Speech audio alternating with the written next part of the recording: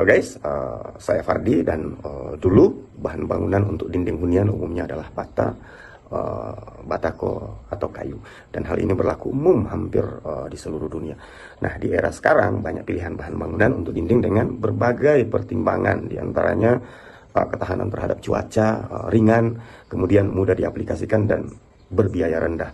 Tetapi biaya rendah kadang juga menjadi pertimbangan kesekian jika material tersebut mempunyai nilai estetik yang tinggi. Nah, di video kali ini kita akan membahas salah satu material untuk dinding, yakni bata ringan, yang banyak diaplikasi pada dinding bangunan di era sekarang. Nah, sebenarnya bata ringan, khususnya di Indonesia, itu telah ada di zaman 90-an, lebih tepatnya 1995. Nah, material ini awalnya diproduksi sebagai alternatif pengganti untuk bata merah dan beton, yang dianggap lebih ekonomis dan kokoh dibanding material lainnya. Nah, untuk perkembangan di dunia, itu awalnya ide pembakaran dan penguapan material menjadi cikal bakal bata ringan yang awalnya dicetuskan oleh seorang peneliti berkebangsaan Jerman bernama Michael Leis pada tahun 1880. Nah, 9 tahun berselang, proses aerasi untuk membuat bata ringan itu dipatenkan di Ceko oleh seorang bernama Hoffman pada tahun 1889. Nah, sementara penambahan beberapa senyawa kimia seperti bubuk aluminium pada adonan bata itu dikembangkan oleh dua orang berkebangsaan Amerika, yakni Dyer dan Aylesworth pada tahun 1914.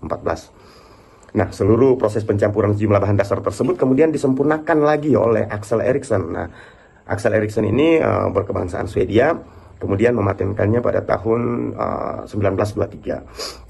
Nah, 20 tahun berselang, yakni tahun 1443, beton ringan dikembangkan lagi di Jerman oleh seorang bernama Joseph Hebel. Nah, sejak saat itu bata ringan dianggap sempurna dengan alasan satu, ramah lingkungan, yang kedua itu dibuat dari sumber daya alam yang berlimpah. Makanya kenapa bata ringan lebih dikenal dengan nama Hebel di Indonesia. Hai guys, saya Nilo, dan bata ringan atau Hebel adalah jenis bata yang memiliki berat lebih ringan daripada bata pada umumnya. Bata ringan ini dikenal dengan dua jenis, yakni Autoclave Iron Concrete atau AAC dan Cellular Lightweight Concrete atau CLC.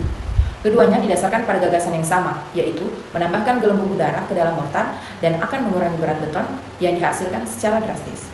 Perbedaan bata ringan AAC dengan CLC dari segi proses pengeringan, yaitu AAC mengalami pengeringan dalam oven autoclave bertekanan tinggi, sedangkan bata ringan jenis CLC mengalami proses pengeringan alami. Material ini tidak hanya ringan dan kuat, tetapi juga menyajikan isolasi termal, tahan api, dan ketahanan terhadap serangan air. Di pasaran, tersedia berbagai variasi ukuran Hebel, memberikan opsi yang cukup beragam.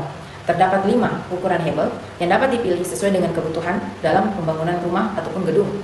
Beberapa di antaranya mencakup panjang 60 cm, lebar 20 cm, dan ketebalannya yang bervariasi, mulai dari 7,5 cm sampai dengan 20 cm.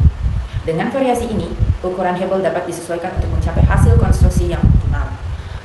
Bata ringan juga menjadi material yang sustainable, dikarenakan menggunakan bahan-bahan yang ramah lingkungan, mendukung keseimbangan alami, meminimalkan penggunaan sumber daya alam, serta dapat menekan emisi limbah selama proses produksi material.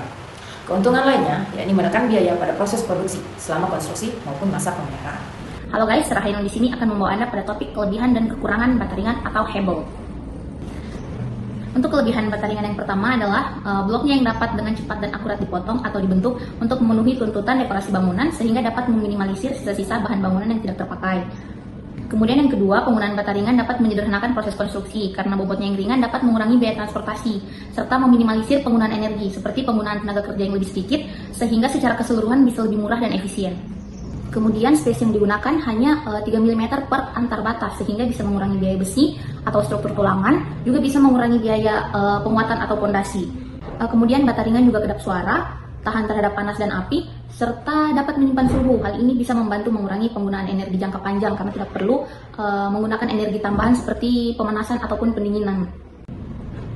Kemudian bata ringan ini kuat dan tahan lama walaupun masih kurang jika dibandingkan dengan beton konvensional, anti jamur serta aman karena tidak mengalami getas, lentur, berkarat, dan korosi.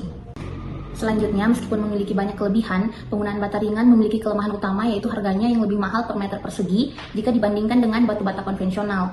Kemudian dalam pengaplikasiannya juga membutuhkan semen instan khusus hingga menambah kompleksitas dalam proses konstruksi. Bata ringan juga sensitif terhadap air hingga selama proses pemasangan tidak boleh terkena air untuk memastikan pengeringannya optimal. Selanjutnya, karena karakteristik bata ringan yang sudah disebutkan sebelumnya, pemasangan bata ringan ini membutuhkan tukang dengan keahlian khusus untuk memastikan hasil pekerjaan yang optimal. Kemudian yang terakhir, karena ukuran bata ringan ini cukup besar, itu dapat meningkatkan resiko sisa potongan yang signifikan, terutama dalam pemasangan untuk dinding berukuran tanggung atau berskala kecil. Namun hal ini bisa diatasi karena material bata ringan ini reusable atau bisa digunakan kembali, yang mana menjadi kelebihan utama material ini. Bahan penyusun bata ringan terhadap dua jenis bata ringan, yaitu autoclave iron concrete atau AAC dan cellular live concrete atau CLC. Autoclave iron concrete atau AAC komposisinya terdiri dari pasir kuarsa, semen, kapur, gipsum, air, dan aluminium pasta atau pengisi udara secara kimiawi. Sedangkan cellular live concrete atau CLC, bahan penyusunnya itu pasir, semen, foam agent, dan air. Pentingnya pemilihan material konstruksi ini menunjukkan bahwa keputusan teknis ini tidak hanya bersifat praktis, tetapi juga berperan dalam mencapai tujuan desain dan fungsionalitas bangunan secara menyeluruh.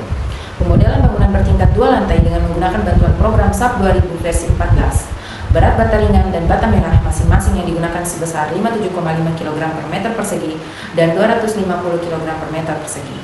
Hasil tersebut menunjukkan bahwa penggunaan bata ringan menghasilkan pengurangan nilai gaya dalam yang sangat signifikan, dengan penurunan nilai momen sebesar 35,8%, gaya aksial sebesar 23,7%, dan berat bangunan